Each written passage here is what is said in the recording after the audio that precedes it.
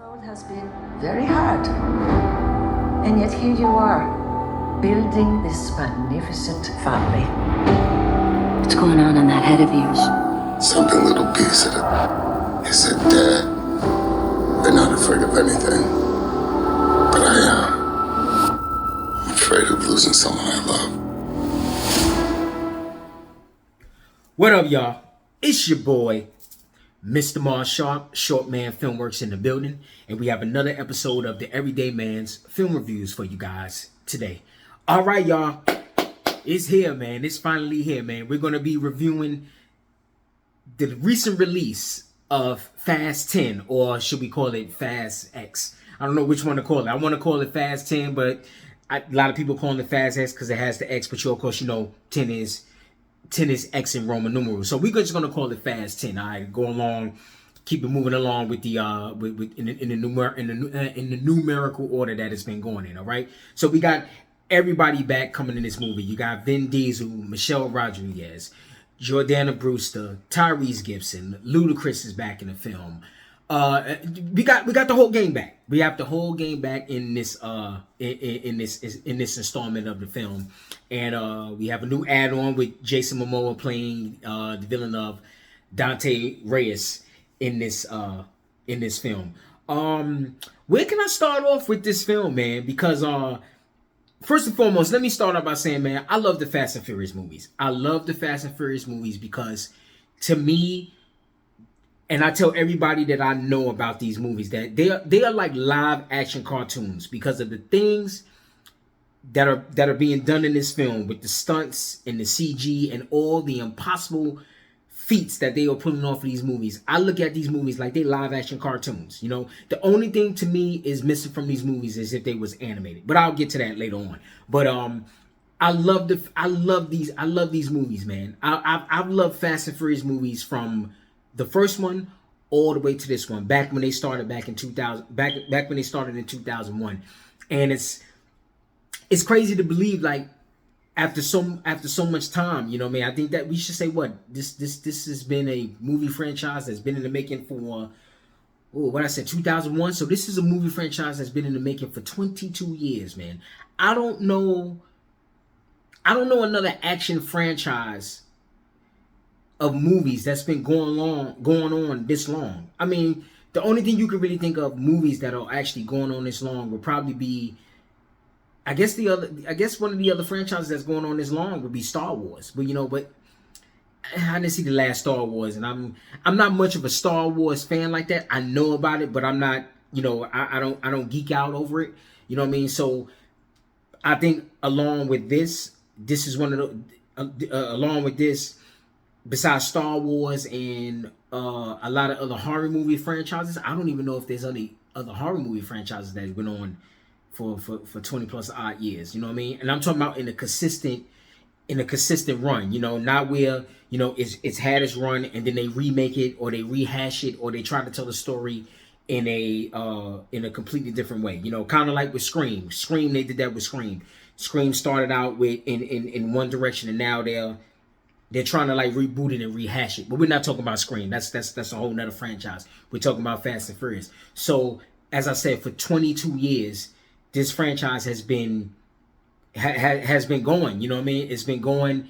And what I love about this franchise is that they keep finding a way to not reboot it, but they find different ways to tell the story. You know what I mean? It's like just when you think it's over, you got something else added to it, and it's a whole lot of stuff in here where you like, oh my God, it doesn't stop. You know what I mean? So, y'all know how I do. I try to keep it spoiler free, but more than likely, I'm not gonna keep it spoiler free because it's gonna keep me from telling all the things that I want to talk about in this film. You know what I mean? So, let's get straight to it. Basically, with the plot that's going on in the film, it goes back 10 years ago, basically starting from the ending of Fast 5, where Dom and his crew, they still devote from the drug kingpin.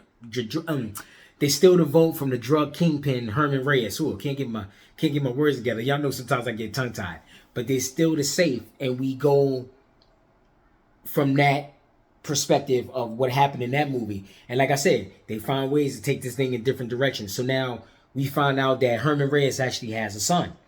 He has a son, and with Dominic taking the safe and taking his money and taking basically his inheritance and killing his father, it sends him on this wild revenge mission throughout this whole film, man. And I like Jason Momoa in this film. Jason Momoa, let me go back. Can I really say I like Jason Momoa in this film? Can I really say I liked him in this film? I liked him in this film because of what he did with his character, but like I said, I need to get to that. I'm gonna get to that later on down the line. But going with the plot line, you know, his character of Dante Reyes goes on this whole plot of plotting against everybody that did his family wrong. You know what I mean? He starts this whole plot, and he goes with setting up Roman, Tez, and oh god, I can't remember her name. My name is not Cypher. I can't remember the girl's name. My character's name. But she's the girl character. Ramsey. There you go. Ramsey. He starts out with this whole plot of setting up this whole elaborate scheme of kind of letting Roman take the lead in this mission, and they let him take the lead in this mission. And we find out that it's a whole plot and a whole setup that pretty much starts not the downward spiral, but it starts it's the flame that starts Dante's revenge mission against Dom and his team. You know what I mean? So once we get a look at that, we find out there's a lot of other things going on. We find out that Dom's son is older than what he was in Fast 9. So I want to say his son is probably about maybe about 10 or 11 years old in this movie. I want to give him maybe 11, maybe he's close to 12 because he's older. And we see him in the car in the beginning of the film, and he's learning how to drive, and he's doing figure eights in Dodger Stadium, which to me is a homage to the first movie where we saw Brian in the Eclipse, and he's trying to top out the car and trying to figure out what can he do with his top speed in the car. So I feel like they took it back to that element of the story, and which I liked because like I told you, I like a lot of things in these Fast and Furious movies. But we see that Dom's son, he's older now. When in 9, I think he was like, I think in the ninth one, he probably was about, I want to say he was about maybe, he was young, so I say he probably was about maybe 4 or 5 years old in the ninth one. You know what I mean? So we jump some years in this film, so it's so many different things going on in this film, man. It's a lot to unpackage, it's a lot to talk about. So I'm trying to condense it and trying to really squeeze it into one little thing, you know what I mean? Because there's so many things, it's so many different things to talk about, man. And there's so many different lanes that they got going in that they have going in this movie. And if you've seen the movie, everybody, y'all know what I'm talking about. If you've seen the movie about the different lanes that they're going in, they bring back Cypher, and this time Cypher kind of, I don't want to say she joins the team, but she kind of, oh man, I want to say she kind of joins the team, but she really doesn't join the team because I don't know. I think Cypher might have her own agenda too. She might have her own agenda too, but. We get a lot. I got a lot of satisfying moments in this film.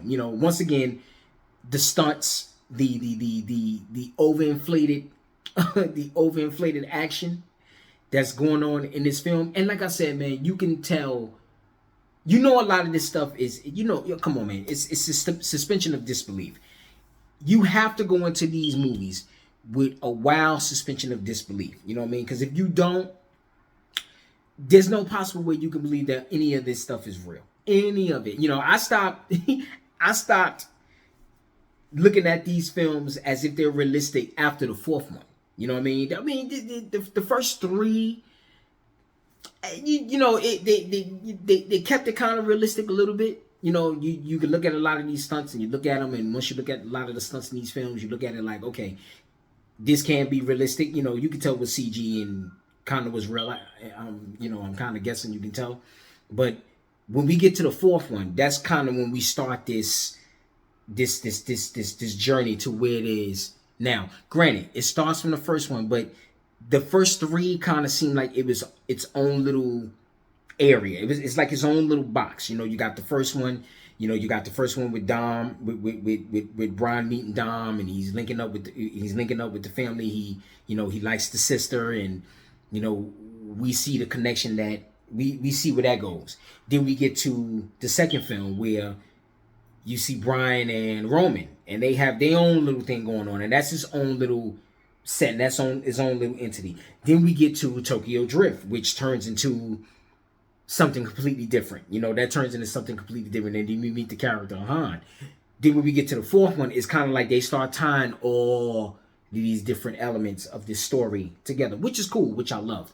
You know what I mean? So in tying these elements to what's going on in this film now, with it going in the direction that it's going, man, like I said, man, I'm loving it. I'm loving it. You know what I mean? So breaking it down a little bit more, man, this time it was directed by what is his name? Louis Leterrier. I think he's a French director, and he did a couple notable movies. He did Now You See Me.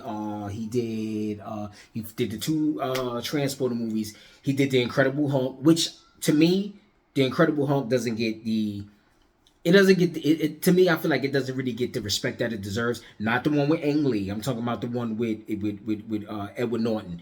I've heard a lot of people shit on that movie, and I don't know why, because I love that. I like that movie as well. But he directed that movie as well, and he directed this one. So I think Justin Lin was directing these movies from the fourth one all the way to the ninth one. So it's like he handed over the reins to Louis and said, "Okay, look, you take control of what's going on, and you put your little spin on it, and you put your stab into it." Which in a lot of ways, I kind of feel like it still kind of looked like something that Justin Lin would have did, but because it has that Fast and Furious feel to it. It has that Fast and Furious feel to it. But I didn't know anybody else. I didn't know somebody different directed this one. You know what I mean? Because like I said, it goes along with that Fast and Furious theme. Which I love. You know what I'm saying? Like I said, I love these films. I love these Fast and Furious movies. You know what I mean? And you got your characters. Dominic Toretto. He's still that family man. I think that's kind of like an ongoing joke with these movies, that Dominic Toretto gets his strength by thinking about his family. You know what I mean? And you get that sense in this too, because it's almost like there's more at stake. You got more characters, and everybody just feels like this one big giant family of that comes from so many different places and so many different backgrounds and so many different races and different creeds and different. It's just the difference of what's making the world go around. And I kind of feel like that's one of the themes with this movie, that you don't have to be blood family to be family, that you can have so many different people involved, and it's the ones that you're close to, the ones that you love. So I always liked that part about. I always liked that aspect when I kind of seen that's where it was going, and you kind of see it was going that way in like maybe like I want to say like the sixth one. It was kind of going that way, where you start seeing everybody getting added to this extended family. So it started out with Dom and his sister, and then you got Paul Walker added to it. Then you had Roman added to it, and then you had the characters from Tokyo Drift. Oh God, I can't remember the characters. I know Bow Wow played Twinkie. I think that was his name in Tokyo Drift.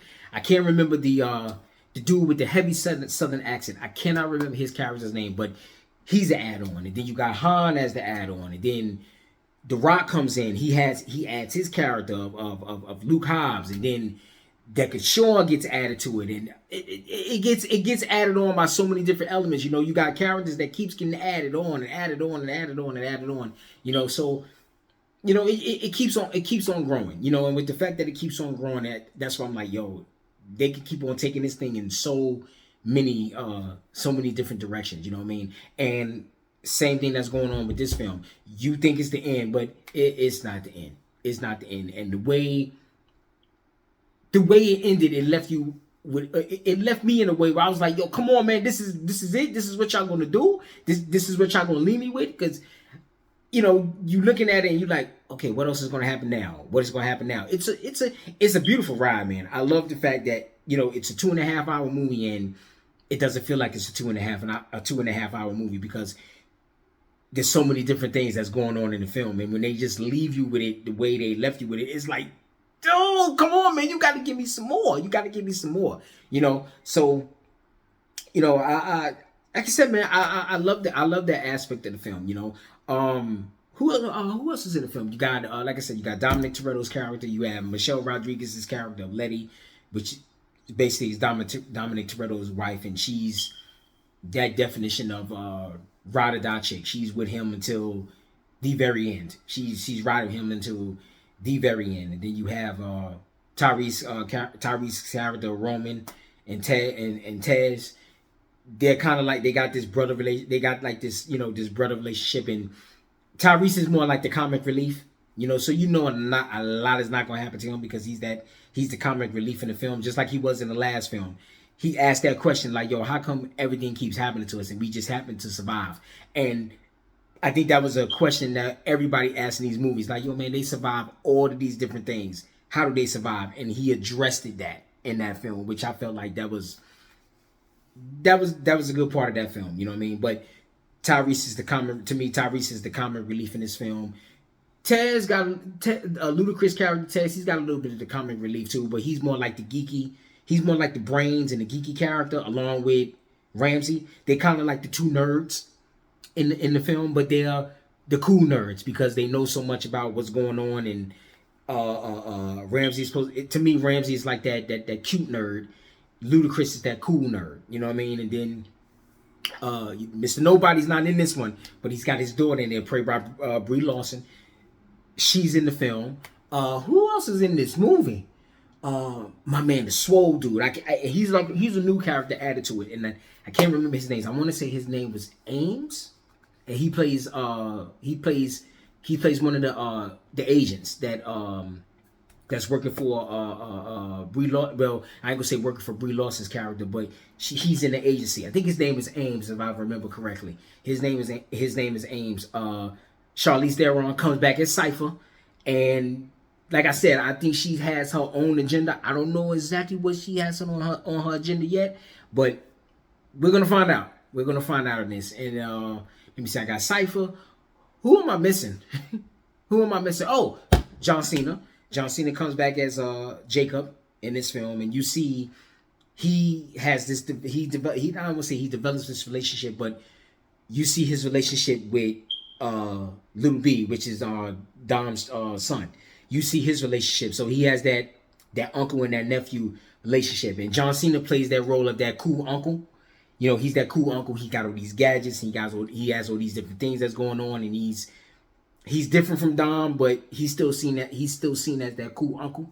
You know, got John Cena and Jason Momoa. You got Jason Momoa playing Dante Reyes, and I was talking about this early in the video. I like what Jason Momoa did with the character, but I kind of like it, but I kind of don't like it. He was a part of the movie where I was like, okay, I see what he's doing, but I don't know if I would have enjoyed him more as a serious villain, because he was the villain of the film, but he was more like he was a playful villain, you know, and I can't think of any more of a playful villain in a movie. He kind of reminded me more of like he kind of reminded me more of like a kind of like a campy, cheesy villain, kind of like the way Jim Carrey was as the Riddler. You know, you kind of expected Jim Carrey to be that kind of Riddler,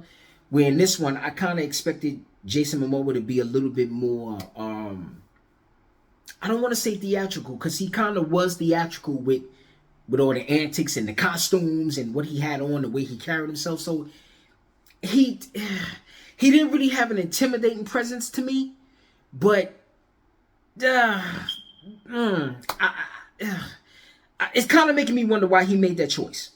If that was his choice as an actor, or if that was a choice as a director, or if that character was written like that. So it's kind of making me wonder if he was written as a serious character, or you know, they was kind of like, okay, well, yeah, we want him to be serious, but then if he kind of came in and said, okay, well, look, I want to play him serious, but I also want to play him goofy villain. That's what he was to me. He was almost like a goofy villain. Now you knew what he was doing, but a lot of things that he did was real. A lot of things he did was real goofy. So I enjoyed it, but I just kind of like. I kind of wish he was a little bit more ruthless. I like my villains ruthless. You know, I like them when they're kind of like,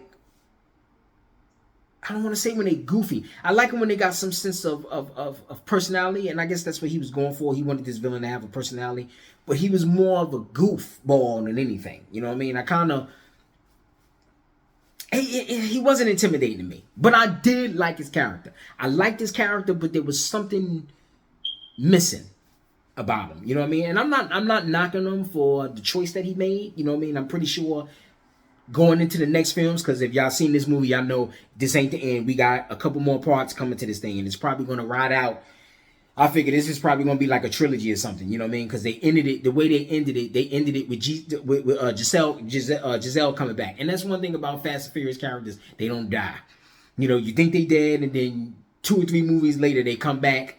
And you like, okay, well, let's see how they dug them. You know, let's see how they came out of the grave. You know what I mean? So we're gonna see how that comes about. You know, and like I said, you know, it's so many different. I don't want to say plot holes. It's so many different directions that the story is going in that they had to leave it open ended. You know what I mean? You got so many different roads that this movie is going on. I forgot Jason Statham is back in the film as Deckard Shaw. You know, he has his mission that he's going on. You know what I mean? We left with that road untraveled. We left with the road of seeing Giselle come back.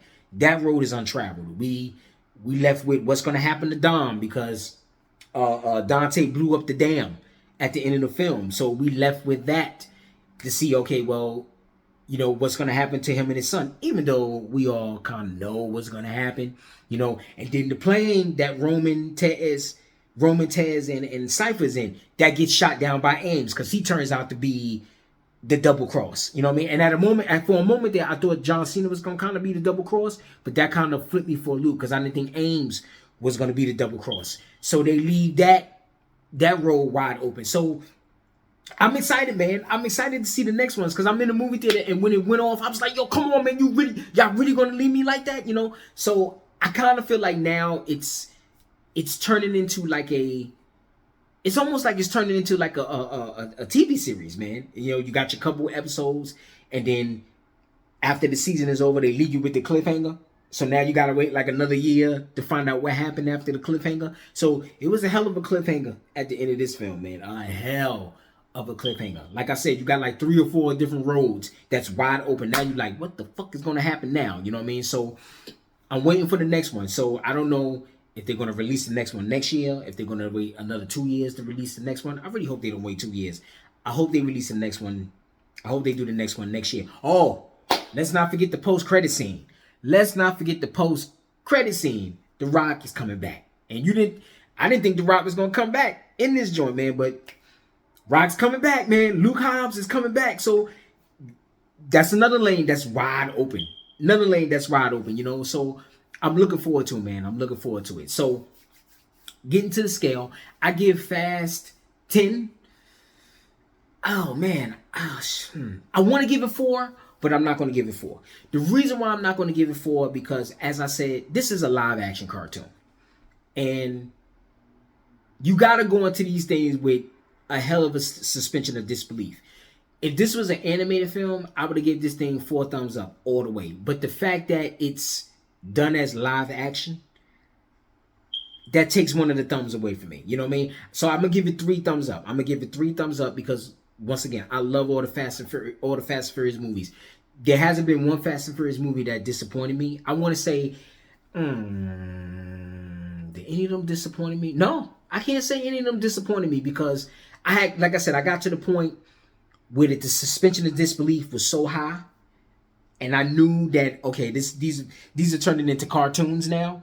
that I go into it looking at it like it's a cartoon. It's just, it's just live people. It's not animated. It's not a real cartoon. It's not animated. So I go into it looking at it like it is a cartoon. So a lot of the stunts and a lot of things that's being done, of course, it's not going to be realism. Of course, it's not going to be realism. But you have to go in there and you have to go in there with a mindset that says, okay, it is what it is. It's one of the movies. To me, it's a franchise that you can't take. I don't want to say you can't take seriously. It's a franchise that you shouldn't take seriously. It's a fun franchise, man. And a lot of movies don't do that today. A lot of movies, you go into a lot of movies, and so many movies are going for the realism factor, and that's fine. It's nothing wrong with film going for the realism. You know what I mean? But when was the last time you really had fun going into a film, sitting down, eating your popcorn, being just, I don't want to say amazed by this, by the special effects, or amazed by the stunts that's being done? When was the last time you were just kind of like, okay, you're not amazed, but you're having fun with it? There's a part where Letty is on the bike, and I think like a post or something falls, and she takes the bike, she does a pike, she gets up on the front wheel, flips the bike over, does a wheelie, flips the front of the bike, and then goes over the pole. Now, we all know that shit ain't real, and I think it's in the trailer, because after the first trailer, I just stopped watching the trailers, because trailers ruin movies for me. I just stopped watching the trailers. But we all know that shit ain't real. We all know that shit ain't real. We all know Dominic Toretto is not going to take 2 helicopters attached to his car and fling them and just bang out everybody else that's on the bridge and get rid of all the movies with the helicopters. We all know Dominic Toretto is not going to take his car and drive it down the side of the dam. 2 tanker trucks blow up and flames all over the place, and they escape the flames like nothing's wrong without a scratch.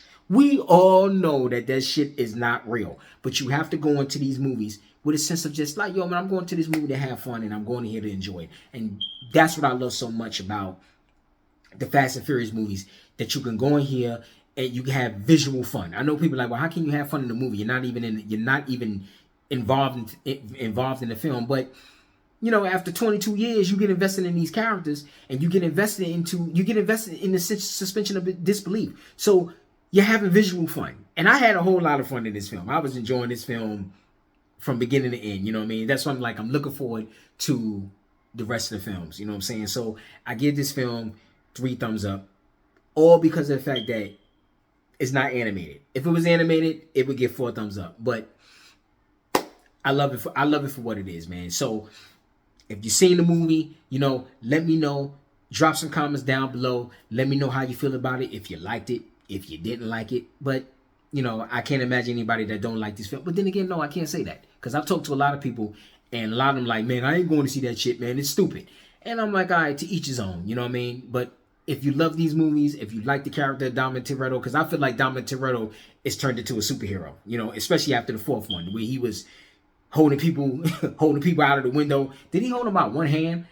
He was holding people out of the window. He's taking bullets. Dominic Toretto was doing a lot of shit in the 4th one, which kind of, to me, turned him into a damn superhero to me.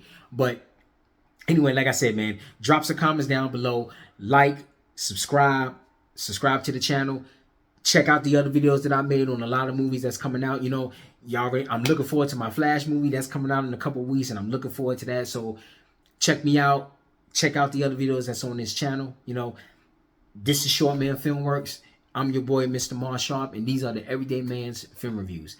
I will see y'all on the next video. Y'all take care, and y'all have a good night.